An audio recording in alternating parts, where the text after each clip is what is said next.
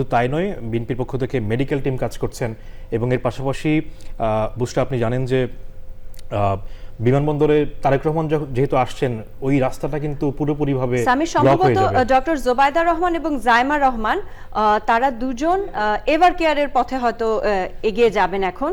আর তারেক রহমান তো ৩৬ জুলাই এক্সপ্রেসওয়েতে আগে গিয়ে তিনি কিছু বক্তব্য দিবেন।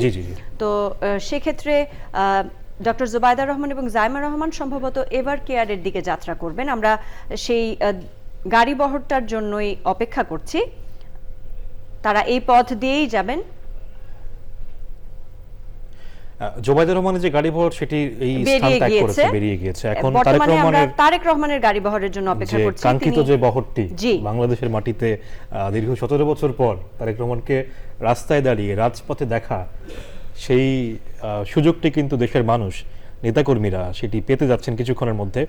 দেখতে পাচ্ছেন যে তারেক রহমান বের হয়েছেন, তিনি তাকে তার নেতাকর্মীরা কিংবা আইনশৃঙ্খলা বাহিনীর সদস্যরা তাকে বেষ্টনীতে রেখেছেন যাতে করে কোনো অনাকাঙ্ক্ষিত ঘটনা না ঘটে, সেই বিষয়ে তারা কিন্তু সর্বোচ্চ সতর্ক আছেন এবং এসএসএফ এর সদস্যরাও অনেকেই আছেন। বর্তমানে তারেক রহমানের নিরাপত্তা নিশ্চিত করাই সবচেয়ে বেশি গুরুত্বপূর্ণ বিষয়।